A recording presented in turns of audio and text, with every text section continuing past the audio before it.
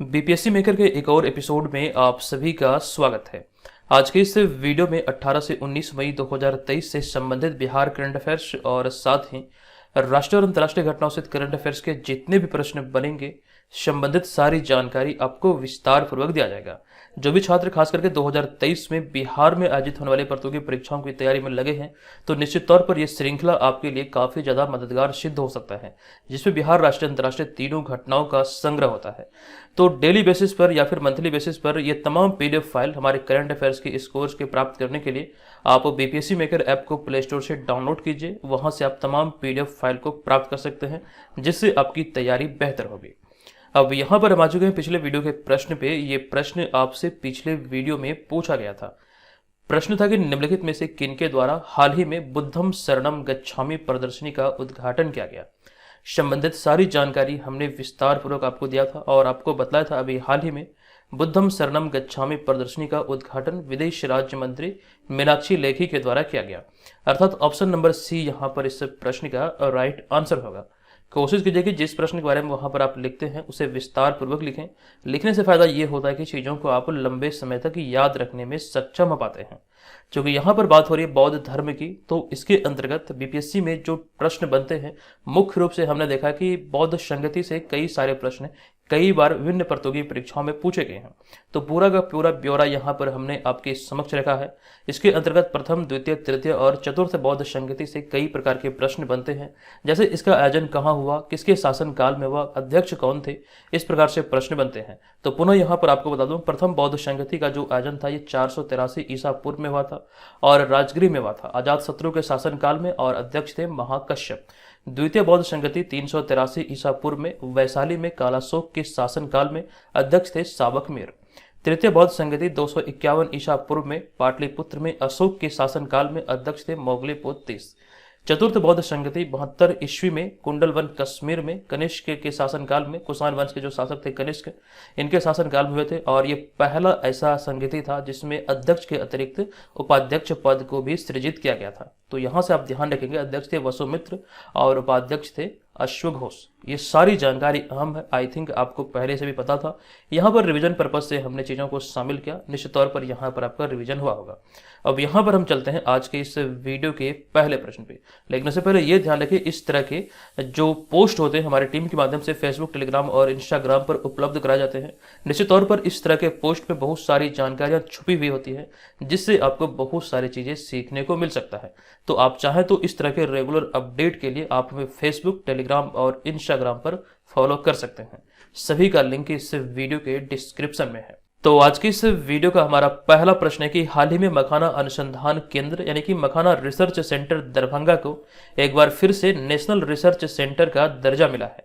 बताएं कि किस वर्ष इसका नेशनल स्टेटस का दर्जा छीन लिया गया था। यह भी बहुत ज्यादा खबरों में है, ध्यान रखिएगा, यह प्रश्न आपके लिए इंपॉर्टेंट साबित हो सकता है। इस प्रश्न के हम राइट आंसर की बात करें तो मखाना अनुसंधान केंद्र दरभंगा से राष्ट्रीय स्तर का जो दर्जा था वर्ष 2005 में छीन गया था। तो ऑप्शन नंबर सी यहाँ पर इस प्रश्न का राइट आंसर होगा। अब यहाँ पर इसके एक्सप्लेनेशन की बात करें, जहां पर आपको इसका पूरा का पूरा ब्यौरा हमने आपके समक्ष दिया है। तो सबसे पहला पॉइंट यहाँ पर यह है कि हाल ही में मखाना अनुसंधान केंद्र यानी कि मखाना रिसर्च सेंटर दरभंगा को एक बार फिर से नेशनल रिसर्च सेंटर का दर्जा मिला है और इसके साथ ही अनुसंधान के क्षेत्र में भी विस्तार किया गया है। और एक अगला पॉइंट यहाँ पर यह भी है कि अब यहाँ पर मखाना के साथ मछली व जलीय फसलों पर भी अनुसंधान या फिर रिसर्च किया जाएगा। अब यहाँ पर सवाल ये उठता है, जो प्रश्न में आप देख रहे हैं कि मखाना अनुसंधान केंद्र दरभंगा को एक बार फिर से नेशनल रिसर्च सेंटर का दर्जा मिला है। यहाँ पर तात्पर्य ये निकल रहा है कि इससे पहले भी मखाना अनुसंधान केंद्र दरभंगा के पास नेशनल रिसर्च सेंटर का दर्जा था, जो कि वर्ष 2005 में ये छिन गया था। और इन्हीं से संबंधित तथ्यों की यहाँ पर हमने चर्चा किया है। जैसे कि हमारा अगला पॉइंट है कि दरभंगा में इस राष्ट्रीय मखाना अनुसंधान केंद्र की स्थापना यहाँ पर 2002 में की गई थी और स्थापना के महज 3 साल बाद ही यानी कि 2005 में इसका नेशनल स्टेटस का जो दर्जा था वो छीन लिया गया था। स्थापना हुई थी वर्ष 2002 में और 2005 में ये राष्ट्रीय स्तर का जो दर्जा था वो इनसे छिन गया था। ये जानकारी यहाँ से ध्यान रखें। और जब ये राष्ट्रीय स्तर का दर्जा यहाँ से यानी कि मखाना अनुसंधान केंद्र दरभंगा से छिन गया, तो इसके बाद इसे पटना स्थित संस्थान के एक क्षेत्रीय केंद्र के रूप में संचालित किया जाने लगा था। ये सारी जानकारी इनसे संबंधित है, सभी बातों को आप लोग नोट कीजिएगा। क्योंकि यहाँ पर बात हो रही है मखाना की, तो मखाना के बारे में हमने एक जानकारी आपके साथ साझा किया था कि लंबे समय के संघर्ष के बाद 14 अगस्त 2022 को केंद्र सरकार द्वारा मिथिला मखाना को जीआई टैग दिया गया था। हालांकि मिथिला मखाना को पहले बिहार मखाना के रूप में अधिसूचित किया गया था, लेकिन इसमें संशोधन करते हुए इसे मिथिला मखाना कहा गया और इसी नाम से इसे जीआई टैग 14 अगस्त 2022 को मिला है। किसी वस्तु को जो जीआई टैग मिलता है वो 10 वर्षों की अवधि के लिए मिलता है और उनसे संबंधित जो क्षेत्र यानी कि जो भौगोलिक क्षेत्र या फिर राज्य होते हैं उन्हें दिया जाता है। और जीआई टैग रजिस्ट्री का जो मुख्यालय है ये चेन्नई तमिलनाडु में है। चूंकि जीआई टैग की बात हुई तो इनके बारे में या फिर इनसे संबंधित तथ्यों की बात करें बिहार के संदर्भ में, जहां से मूल रूप से आपके प्रतियोगी परीक्षा में प्रश्न पूछे जा सकते हैं। चाहे आप बिहार के किसी भी प्रतियोगी परीक्षा की तैयारी में लगे हैं, यहां से प्रश्न बनना स्वाभाविक है। हम यहाँ पे बात करें बिहार के उत्पादों की सूची की जिसे अब तक जीआई टैग मिला है, तो सबसे पहले ये ध्यान रखें अब तक बिहार को 3 कैटेगरी में जीआई टैग मिला है। एक तो है खाद्य पदार्थ, दूसरा हस्तकला और तीसरा कृषि कैटेगरी में। तो खाद्य पदार्थ वर्ग में या फिर इस कैटेगरी में सिलाव खादा एक उत्पाद है जिसे जीआई टैग मिला। हस्तकला की बात करें तो सुजनी कढ़ाई, सिक्की ग्रास, मधुबनी पेंटिंग, अल्पिक या फिर खटवा और साथ साथ भागलपुरी सिल्क। वहीं पे अगर हम बात करें कृषि वर्ग में, कृषि कैटेगरी में, तो शाही लीची, कतरनी चावल, जर्दालू आम, मगही पान और मिथिला मखाना। जबकि हाल ही में मरचा चावल को जीआई टैग मिला है। और आपको ये यहाँ से ध्यान रखना है, कृषि उत्पाद कैटेगरी में बिहार के उत्पादों की बात करें तो ये छठा कृषि उत्पाद है जिसे अभी हाल ही में जीआई टैग मिला है वर्ष 2023 में। ये आपको यहाँ से ध्यान रखना है। और मूल रूप से अगर हम बात करें मरचा चावल की, ये पश्चिमी चंपारण के चनपटिया प्रखंड जो है ये इसका मुख्य उत्पादक क्षेत्र है। तो इसी क्षेत्र को भी हाल ही में जीआई टैग दिया गया है मरचा चावल को लेकर। हालांकि जीआई टैग के बारे में कंप्लीट जानकारी हमने कई बार पहले भी दिया है, लेकिन यहाँ पर पुनः आपको बता दूं जीआई टैग में जो इसका पूरा नाम होता है ये होता है जियोग्राफिकल इंडिकेशन टैग। और किसी वस्तु या उत्पाद को जो जीआई टैग मिलता है ये 1999 के एक्ट के आधार पर ही जीआई टैग मिलता है। और आपको यहाँ पर यह ध्यान रखना है इस आधार पर भारत के किसी भी क्षेत्र में पाए जाने वाली विशिष्ट वस्तु का कानूनी अधिकार उस राज्य या फिर क्षेत्र को दिया जाता है। किसी वस्तु को जो जीआई टैग मिलती है उससे उसका जो इंटरनेशनल मार्केटिंग होता है वो एक प्रकार से आसान हो जाती है, यानी कि उसे एक अलग पहचान मिलती है। और यहाँ पर हमने मरचा चावल के बारे में पॉइंट लिखा है कि मरचा चावल 2023 में जीआई टैग प्राप्त करने वाला बिहार से छठा कृषि उत्पाद था। ये सारी जानकारी यहाँ से आप ध्यान रखेंगे। फिलहाल अब यहाँ पर हम चलते हैं अगले प्रश्न पे। दूसरा प्रश्न भी अति महत्वपूर्ण है। ये प्रश्न है कि पुलिसिंग व्यवस्था को सुदृढ़ करने के उद्देश्य से 17 मई 2023 को बिहार सरकार द्वारा कितने पुलिस वाहनों का लोकार्पण किया गया या फिर कितने पुलिस वाहनों को लॉन्च किया गया। ये प्रश्न के हम राइट आंसर की बात करें तो राइट आंसर होगा 576, अर्थात ऑप्शन नंबर बी यहाँ पर इस प्रश्न का राइट आंसर हो जाएगा। अब इनसे संबंधित तथ्यों की बात करें तो पहला पॉइंट आपको ध्यान रखना है कि पुलिसिंग व्यवस्था को सुदृढ़ करने के उद्देश्य से 17 मई 2023 को बिहार सरकार ने राज्य के पुलिस थानों एवं पुलिस मुख्यालय की विभिन्न इकाइयों के लिए 576 पुलिस वाहनों का लोकार्पण किया है या फिर इसे लॉन्च किया है। तो यहां से ये आंकड़े आप ध्यान रखेंगे, बिहार पुलिस के लिए कुल मिलाकर 576 पुलिस वाहनों का लोकार्पण अभी हाल ही में किया गया है 17 मई 2023 को। अब यहाँ पर हमारा अगला पॉइंट है जिससे सेवारत अर्थात कार्यरत बिहार पुलिस की कार्यकुशलता बढ़ेगी।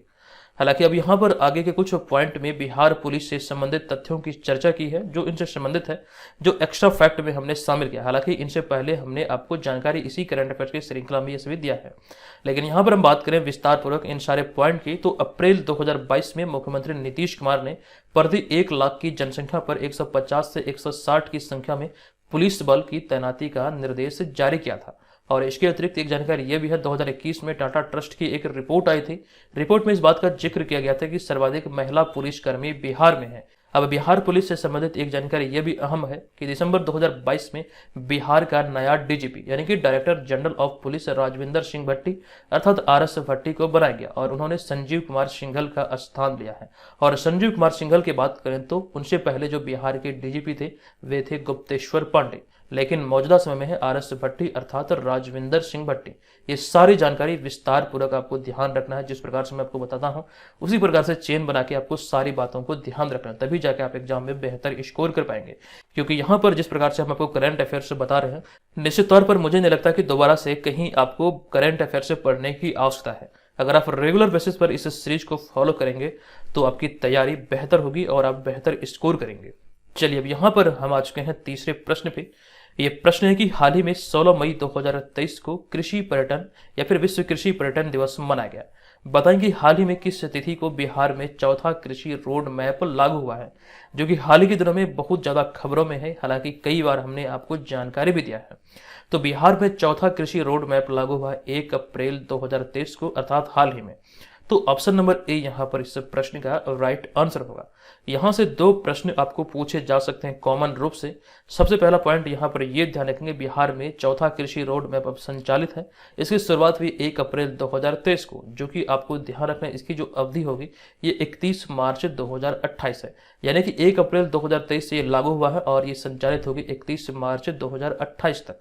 और आपको ध्यान रखना है इसके तहत बिहार सरकार कृषि से जुड़ी विकास कार्यों पर करीब 1.62 लाख करोड़ रुपए खर्च करेगी, जिसकी घोषणा अभी हाल ही में भी है। यानी कि कुल मिलाकर 1.62 लाख करोड़ रुपए का आवंटन किया गया है कृषि से संबंधित विकास कार्यों के लिए बिहार सरकार के द्वारा। ये सारी बातें यहाँ से ध्यान रखें। चूंकि बात हो रही कृषि रोड मैप की, तो इसके बारे में कंप्लीट जानकारी हमने यहाँ पर आपके समक्ष रखा है। पहला कृषि रोड मैप कब लागू हुआ था, इसका उद्देश्य क्या था, दूसरा कब लागू हुआ, इसका उद्देश्य क्या है, क्रमशः इसी प्रकार से तीसरा और चौथा के बारे में यहाँ पर हमने आपको जानकारी दिया है। एक बार पुनः आपको बता दूं कि पहला कृषि रोड मैप 2008 में लागू हुआ था। इसका उद्देश्य था बीज उत्पादन के साथ किसानों की उत्पादकता बढ़ाने पर जोर देना। और फिर वर्ष 2012 में दूसरा कृषि रोड मैप लागू हुआ था और इसका भी उद्देश्य किसानों की उत्पादकता बढ़ाने पर जोर देना था। जबकि 2017 में तीसरा कृषि रोड मैप लागू हुआ और इसके तहत आप ध्यान रखेंगे कि ऑर्गेनिक खेती को बढ़ावा दिया गया और कृषि बिजली को लेकर बहुत सारे कार्य किए गए। साथ ही साथ मत्स्य और दुग्ध उत्पादन पर भी जोर दिया गया। हालांकि बात करें चौथे कृषि रोड मैप की, तो ये 1 अप्रैल 2023 को लागू हुआ है और इसके तहत मोटे अनाज साथ साथ दलहन तिलहन की उत्पादकता पर जोर दिया जाएगा। तो ये सारी बातें कृषि रोड मैप से संबंधित है। हालांकि इसके अतिरिक्त एक जानकारी हमने आपको ये भी दिया था कि अब तक बिहार को 5 बार कृषि कर्मण पुरस्कार से सम्मानित किया जा चुका है। आप यहाँ पर देख सकते हैं कब कब ये सम्मान मिला है। हालांकि हमने कई बार आपको जानकारी दिया है, इस वजह से यहाँ पर हम आज स्किप कर रहे हैं। लेकिन एक इंपॉर्टेंट बिहार बजट से संबंधित है। बिहार बजट जो 2023-24 अभी हाल ही में वित्त मंत्री विजय कुमार चौधरी द्वारा जारी किया गया या फिर पेश किया गया, तो कुल मिलाकर 2,61,885 करोड़ रुपए का बजट पेश हुआ है। और इसके तहत कृषि विभाग के लिए जो राशि आवंटित हुई या फिर कृषि विभाग का जो बजट है यह है 3,639 करोड़ रुपए। ये आप यहाँ पर ध्यान रखें। हालांकि पूरे बजट की बात करें तो सर्वाधिक राशि का जो आवंटन हुआ है ये शिक्षा के लिए हुआ है। हालांकि इसको लेकर एक वीडियो भी हमने चैनल पर जारी किया था जिसमें संपूर्ण जानकारी आपके साथ साझा किया है। ऊपर आई बटन पर क्लिक करके आप सारी की सारी जानकारी बिहार बजट के बारे में देख सकते हैं। निश्चित तौर पर यहाँ से आपके एग्जाम में प्रश्न बनने की संभावना है। अब यहाँ पर हम आगे बढ़ेंगे, लेकिन उससे पहले एक आपको जानकारी दे दूं कि बिहार स्पेशल करंट अफेयर्स के अंतर्गत जो खेल और खिलाड़ियों से संबंधित प्रश्न है, विगत 5 वर्षों में जो प्रश्न बने हैं, जो इंपॉर्टेंट है, जहां से आपके एग्जाम में प्रश्न बन सकते हैं, वो सभी प्रश्नों का हमने संग्रह किया है। मुख्य रूप से बिहार के संदर्भ यानी कि बिहार के खेल और खिलाड़ियों से ये संबंधित है। आप जाके देखिए इस वीडियो को, चैनल पर टॉपिक स्टडी के अंतर्गत ये आपको मिल जाएगा। साथ ही साथ टॉपिक स्टडी के अंतर्गत आपको बीपीएससी मेकर ऐप पर जो आपका कोर्स है, चाहे वो कोई भी कोर्स हो, वो सभी कोर्स में जो टॉपिक स्टडी वाला सेक्शन है वहां पर से आप इसका पीडीएफ फाइल को डाउनलोड कर पाएंगे। तो एप्लीकेशन को अभी प्ले स्टोर से डाउनलोड कीजिए, इसका पीडीएफ फाइल वहां पर आपको निःशुल्क उपलब्ध कराया गया है। चलिए अब यहाँ पर हम आ चुके हैं चौथे प्रश्न पे। ये प्रश्न है कि वाणिज्यिक मंत्रालय के सर्वेक्षण के अनुसार कौन सा देश हाल ही में भारत का तीसरा सबसे बड़ा निर्यातक बना है या फिर सबसे बड़ा निर्यातक देश बना है। आप चाहें तो यहाँ पर देश शब्द इंडिकेट कर सकते हैं। अब यहाँ पर इस प्रश्न के हम राइट आंसर की बात करें तो इसका राइट आंसर हो जाएगा यहाँ पर हमारा ऑप्शन नंबर बी, यानी कि नीदरलैंड। अब आपको यहाँ पर जानकारी दे दूं, पहला पॉइंट आपका यहाँ पर है कि वाणिज्य मंत्रालय की हालिया रिपोर्ट के अनुसार नीदरलैंड हाल ही में भारत का तीसरा सबसे बड़ा निर्यातक देश बनकर उभरा है। हालांकि आपको इस बात का ध्यान रखना है भारत के 3 जो सबसे बड़े निर्यातक देश हैं, अब जो डेटा अपडेट हो चुका है तो इसके तहत पहले स्थान पर अमेरिका है, दूसरे स्थान पर संयुक्त अरब अमीरात और तीसरे स्थान पर अब हाल ही में नीदरलैंड पहुंच गया है। तो कुल मिलाकर ये 3 निर्यातक देश है जहां पर भारत से निर्यात किया जाता है। यानी कि यहां पर आपको ध्यान रखना, नीदरलैंड जो कि है ये अमेरिका और यूएई के बाद भारत का तीसरा सबसे बड़ा निर्यातक देश बना है, जहां भारत से अधिक सबसे अधिक निर्यात किया जाता है। ये जानकारी यहाँ पर नोट कर लीजिए। टॉप 3 में अमेरिका, संयुक्त अरब अमीरात अर्थात यूएई और तीसरे स्थान पर नीदरलैंड। जबकि बात करें भारत के 3 बड़े आयातक देश की तो इसमें पहले नंबर पे अमेरिका है, दूसरे नंबर पे चाइना और तीसरे नंबर पर संयुक्त अरब अमीरात। हालांकि यहाँ पर आप ये कॉमन देख रहे हैं कि आयातक और निर्यातक देश की बात करें तो पहले स्थान पर अमेरिका है। ये जानकारी यहाँ से आपको ध्यान रखना है। और एक जानकारी यहाँ पर ये दे दूँ कि भारत में एक्सपोर्ट और इंपोर्ट जो होता है या फिर आयात जो निर्यात होता है, तो इनसे संबंधित बैंक जो है इसे कहा जाता है एग्जिम बैंक। हमने कई बार आपको जानकारी दिया है, आई होप कि आपको याद होगा। अब यहाँ पर देखिए चर्चा हो रही है नीदरलैंड की और साथ साथ आयात और निर्यात की। ये सारी जानकारी हम आपको यहाँ पर विस्तार पूर्वक देने वाले हैं। सिपरी की एक रिपोर्ट आई थी जो बहुत ज़्यादा इंपॉर्टेंट है आपके एग्जाम की दृष्टिकोण से, वो हम लोग यहाँ पर देखेंगे। लेकिन उससे पहले हम यहाँ पर नीदरलैंड से संबंधित तथ्यों को देख सकते हैं जो कि हालिया करंट अफेयर्स के प्रश्न में आपसे एग्जाम में पूछे जा सकते हैं। इसकी जानकारी हालांकि हमने आपको पहले भी दिया है। जैसे कि हमारा पहला पॉइंट है स्टीफन मायबर्ग है, जो कि नीदरलैंड के क्रिकेटर हैं। इन्होंने हाल ही में संन्यास की घोषणा की थी। हमारा अगला पॉइंट है कि हाल ही में नीदरलैंड ने दुनिया में अपनी छवि को आसान बनाने के लिए हॉलैंड नाम को हटा दिया है। आप सभी जानते हैं कि नीदरलैंड को हॉलैंड नाम से भी जाना जाता है, लेकिन बहुत सारे लोगों के मन में ये कन्फ्यूजन होता है कि नीदरलैंड और हॉलैंड ये अलग अलग देश हैं। तो इसी कन्फ्यूजन को या फिर अपनी छवि को सुधार करने की दृष्टिकोण को ध्यान रखते हुए नीदरलैंड ने हॉलैंड शब्द को हटाया है। ये जानकारी यहाँ से ध्यान रखना है। आधिकारिक तौर पर हॉलैंड नाम जो है ये हटा दिया गया है। अब यहाँ पे अगला पॉइंट है नीदरलैंड के बारे में है कि नीदरलैंड का एक शहर है हार्लेम शहर, जो कि मांस के विज्ञापनों पर प्रतिबंध लगाने वाला दुनिया का पहला शहर बना है। ध्यान रखेंगे इस शहर का नाम है हार्लेम, जो कि नीदरलैंड का एक शहर है और मांस के विज्ञापनों पर प्रतिबंध लगाने वाला ये दुनिया का पहला शहर बना है। इन सब के अतिरिक्त ये भी इंपॉर्टेंट है, कॉमन रूप से कई बार विभिन्न परतों की परीक्षा में यहाँ से प्रश्न बने हैं कि अंतर्राष्ट्रीय न्यायालय का मुख्यालय कहाँ है। तो इसका मुख्यालय हेग नीदरलैंड में है। इसकी स्थापना हुई थी 26 जून 1945 को। आप यहाँ पर अंतर्राष्ट्रीय न्यायालय के मुख्यालय को देख सकते हैं। अब यहाँ पर हम बात करेंगे सिपरी के इस नवीनतम रिपोर्ट के बारे में जो अभी हाल ही में आई थी। हालांकि इसकी जानकारी हमने आपको दिया था, लेकिन पुनः आपको बता दूं कि हाल ही में वैश्विक संस्था Stockholm International Peace Research Institute अर्थात सिपरी द्वारा जारी एक रिपोर्ट के मुताबिक भारत विश्व का सबसे बड़ा हथियार आयातक देश बनकर उभरा है। ये बहुत ज्यादा चर्चे में रहा था। यहाँ से प्रश्न बनना स्वाभाविक है कि भारत मौजूदा समय में विश्व का सबसे बड़ा हथियार आयातक देश बनकर उभरा है। और इस रिपोर्ट के मुताबिक पिछले 5 वर्षों में भारत के हथियार और रक्षा उपकरणों के आयात में 24% की वृद्धि दर्ज की गई है। ये आंकड़े आपके लिए बहुत इंपॉर्टेंट है, यहाँ से प्रश्न बनना स्वाभाविक है। बात करें हम यहाँ पर सिपरी की, तो सिपरी एक स्वतंत्र अंतर्राष्ट्रीय संस्थान है। ये किसी के अंतर्गत नहीं है, ये एक स्वतंत्र संस्था है। इसकी स्थापना हुई थी वर्ष 1966 में। इस रिपोर्ट के बारे में ये दो जानकारी जो हमने आपको दिया, 24% की इसमें वृद्धि दर्ज की गई और ये सबसे बड़े हथियार आयातक देश के रूप में बनकर उभरा है अपना भारत। ये दोनों जानकारी अहम है। ये रिपोर्ट संबंधित है सिपरी से। नेक्स्ट यहाँ पर हमारा 5वां प्रश्न है कि विपल्ला प्रणीत हाल ही में भारत के 82वें ग्रैंड मास्टर बने हैं। बताएं कि उनका संबंध निम्न में से किस राज्य से है। काफी अहम प्रश्न है। इस प्रश्न के हम बारे में बात करें तो इसका राइट आंसर होगा उनका संबंध है तेलंगाना से, लेकिन किसी भी विकल्प में हमें तेलंगाना नहीं दिख रहा है। ऐसी स्थिति में ऑप्शन नंबर ई अर्थात इनमें से कोई नहीं इस प्रश्न का राइट आंसर हो जाएगा। आपको यहाँ पर बता दूं कि हाल ही में तेलंगाना के 15 वर्षीय शतरंज खिलाड़ी विपुल्ला प्रणीत, जो कि आप शॉर्ट में वी प्रणीत भी कह सकते हैं, ये भारत के 82वें व तेलंगाना के 6ठे ग्रैंड मास्टर बने हैं। ये आप यहाँ पर ध्यान रखेंगे। भारत के दृष्टिकोण से बात करें तो भारत के 82वें और साथ साथ तेलंगाना के दृष्टिकोण से देखें तो तेलंगाना के ये 6ठे ग्रैंड मास्टर बने हैं। और आपको ध्यान रखना उन्होंने बाकू ओपन टूर्नामेंट 2023 के अंतिम दौर में अमेरिका के हंस नीमन को हराकर यह उपलब्धि हासिल की है। तो ये भी एग्जाम में पूछे जा सकते हैं। हालांकि हम बात करें भारत के पहले ग्रैंड मास्टर की, तो विश्वनाथन आनंद भारत के पहले ग्रैंड मास्टर है। ग्रैंड मास्टर अर्थात जीएम खिताब की बात करें तो विश्व शतरंज संगठन अर्थात फीडे द्वारा शतरंज के खिलाड़ियों को दी जाने वाली एक उपाधि है। ये यहाँ से आप ध्यान रखेंगे। अब आगे की स्लाइड में हमने कंप्लीट वो सूची आपके समक्ष रखा है जहां से एग्जाम में प्रश्न बनना स्वाभाविक है। यहाँ पर हमने 71वीं से लेकर 82वें ग्रैंड मास्टर की सूची आपके समक्ष रखा है। आप यहाँ पर पूरा का पूरा ब्यौरा देख सकते हैं। जैसे 82वें ग्रैंड मास्टर के बारे में हमने अभी आपको जानकारी दिया, विपुल्ला प्रणीत जो कि तेलंगाना के हैं, लेकिन इससे पहले सायंतन दास जो कि पश्चिम बंगाल के हैं, ये 81वें ग्रैंड मास्टर बने थे। विघ्नेश एनआर जो कि तमिलनाडु के हैं, वे 80वें ग्रैंड मास्टर बने थे। इसी प्रकार से एम प्रणेश 79वें ग्रैंड मास्टर जो कि तमिलनाडु के हैं।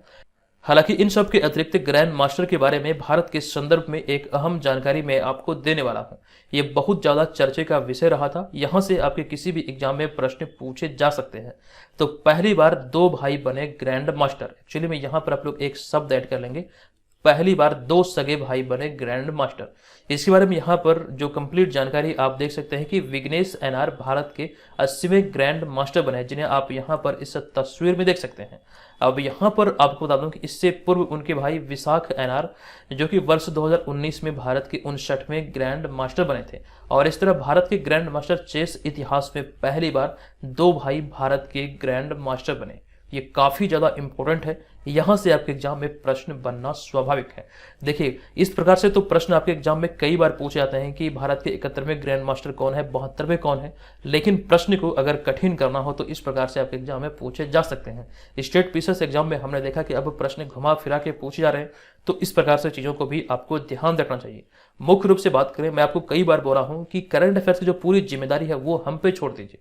आपको करंट अफेयर्स कहीं से भी तैयार करने की आवश्यकता नहीं है, वो पूरी की पूरी जिम्मेदारी हमारी है। हम पे आप केंद्रित रहिए, हम जो आपको पढ़ाते हैं सिर्फ और सिर्फ वही पढ़िए। अगर यहाँ पर हम बात करें बीपीएससी प्रारंभिक परीक्षा की, जहां पर 40 प्रश्न आपके करंट अफेयर्स सेक्शन से पूछे जाते हैं, आपको यहाँ पर यह ध्यान रखना है, अगर आप इस सीरीज को फॉलो करेंगे तो निश्चित तौर पर यहाँ पर 38 प्रश्न कम से कम आप यहाँ पर सही सही हल करने में सक्षम होंगे। ये मेरा आपसे 100% वादा है, क्योंकि जिस प्रकार से मैं आपको चीजें बताता हूँ वो आपको पूरे यूट्यूब पे कहीं नहीं मिलने वाला है। निश्चित तौर पर आप यहाँ पर देखिए, इसका अंदाजा भी लगा सकते हैं। और आपको इस बात का ध्यान रखना है कि आपका जो बीपीएससी प्रारंभिक परीक्षा है 69वीं वाला, ये प्रस्तावित है 30 सितंबर 2023 को। और इस परीक्षा को लेकर के हमने जो कोर्स चलाया है, आप देख सकते हो ये तमाम मटेरियल आपको यहाँ पर इस कोर्स में उपलब्ध कराए गए हैं। इसी कोर्स के अंतर्गत आपका टेस्ट सीरीज भी लॉन्च हुआ है।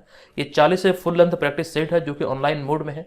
साथ साथ यहाँ पर आपको इसका पीडीएफ फाइल भी उपलब्ध कराया गया है। हालांकि इसके अतिरिक्त इसमें monthly current affairs, daily basis पर करंट अफेयर्स, बीपीएससी का प्रीवियस ईयर पेपर, बिहार के एग्जाम के लिए बिहार जीके और साथ साथ सिलेबस आधारित नोट्स आदि इसमें शामिल है। इन सभी के लिए बीपीएससी मेकर ऐप पर आप इस वाले कोर्स को परचेज कर सकते हैं। आपको ध्यान रखना, जब आप कोर्स को परचेज करेंगे तो कूपन कोड अप्लाई करना है BM100 का, जिसके बाद यहाँ पर आपको इस कोर्स में भारी डिस्काउंट मिलेगा।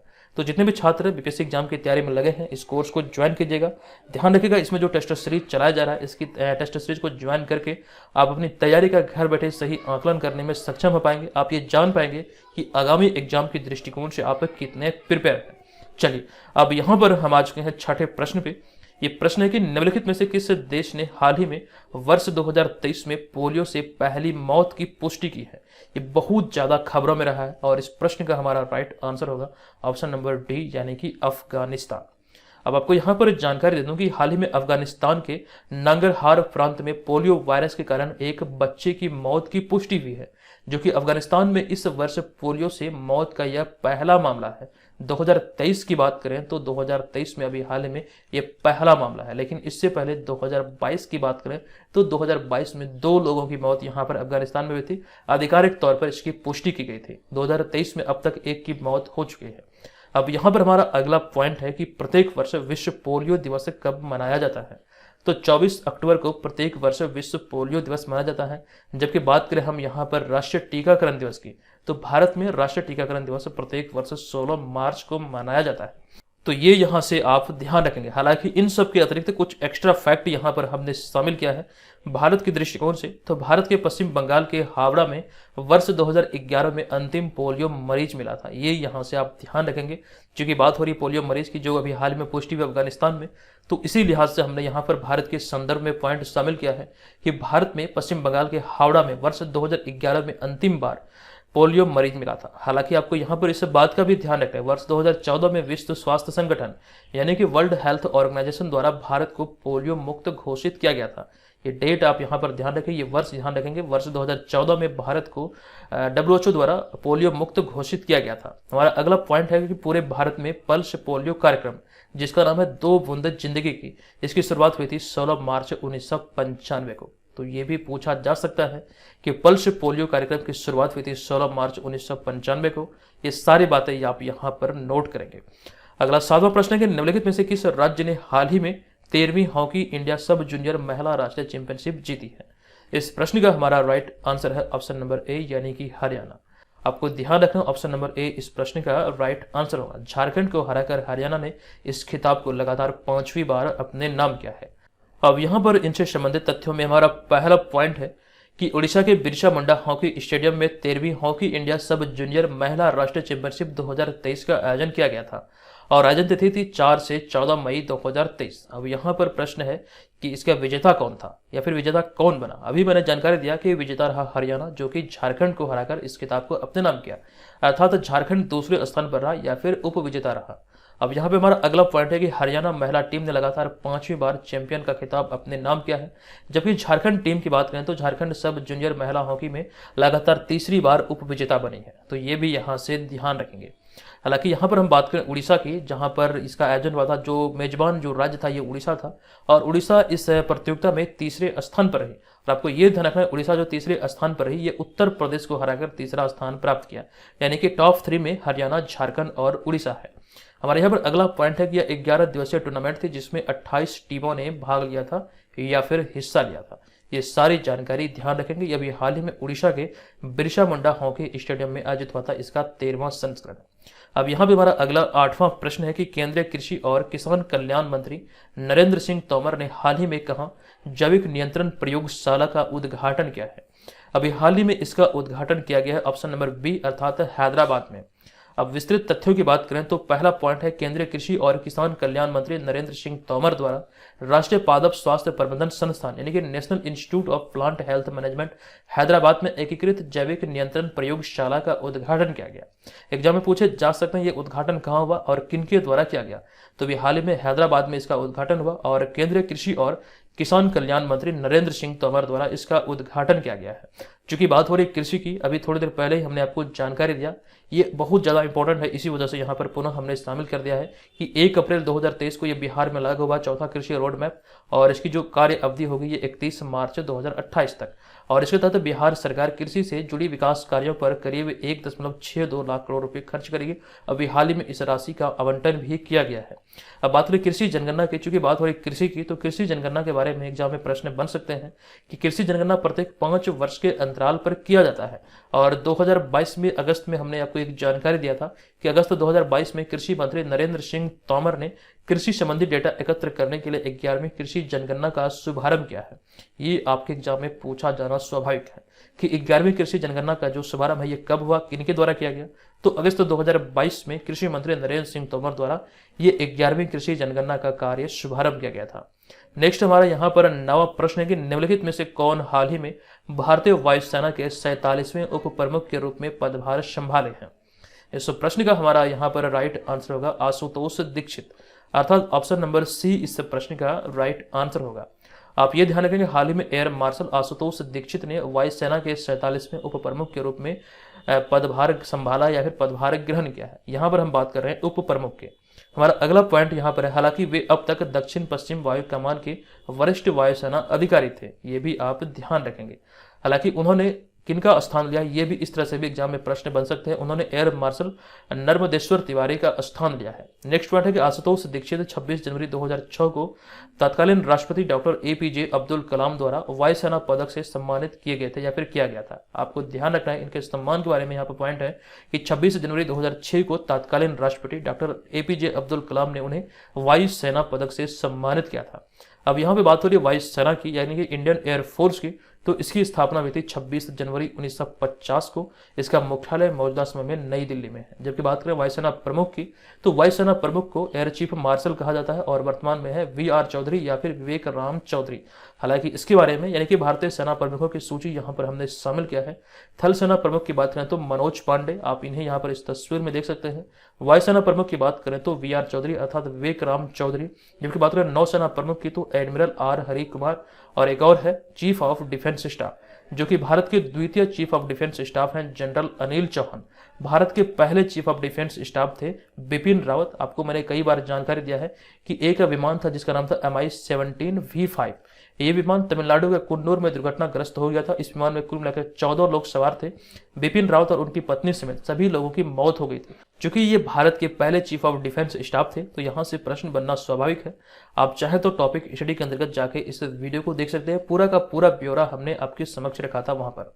चलिए, अब यहाँ पर हमारा अगला होगा 10वां प्रश्न। प्रश्न की निम्नलिखित में से कौन हाल ही में संघ लोक सेवा आयोग अर्थात UPSC के चेयरमैन बने हैं। इस प्रश्न का हमारा राइट आंसर होगा ऑप्शन नंबर बी, यानी कि मनोज सोनी, अर्थात ऑप्शन नंबर बी यहाँ पर इसका राइट आंसर होगा। आपको बता दूं कि मनोज सोनी हाल ही में संघ लोक सेवा आयोग अर्थात यूपीएससी के नए अध्यक्ष बने हैं या फिर नए चेयरमैन बने हैं। यूपीएससी की बात करें तो उनका जो पूरा नाम होता है, इसका जो पूरा नाम है, यह है यूनियन पब्लिक सर्विस कमीशन अर्थात संघ लोक सेवा आयोग। अब यहाँ पर एक जानकारी आपको दे दूं कि भारत की आज़ादी के तत्पश्चात 26 अप्रैल 1950 को लोक सेवा आयोग के नाम में संशोधन कर इसे संघ लोक सेवा आयोग अर्थात यूपीएससी नाम से स्थापित किया गया था।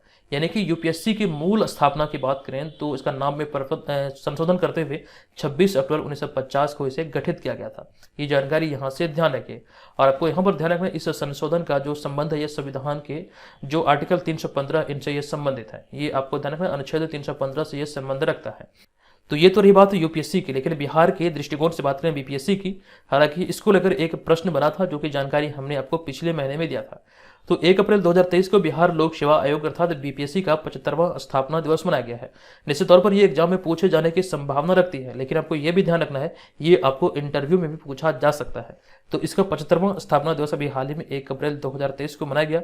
और बिहार लोक सेवा आयोग अर्थात बीपीएससी की बात करें तो ये भारत के संविधान द्वारा बनाई गई एक संस्था है और इसकी स्थापना 1 अप्रैल 1949 को हुई थी, जिसका मुख्यालय रांची में स्थापित किया गया था। लेकिन वर्ष 1951 में इसका मुख्यालय रांची से पटना स्थानांतरित कर दिया गया। और वर्तमान समय में बीपीएससी के जो चेयरमैन है यानी कि जो इसके अध्यक्ष हैं, ये है अतुल प्रसाद।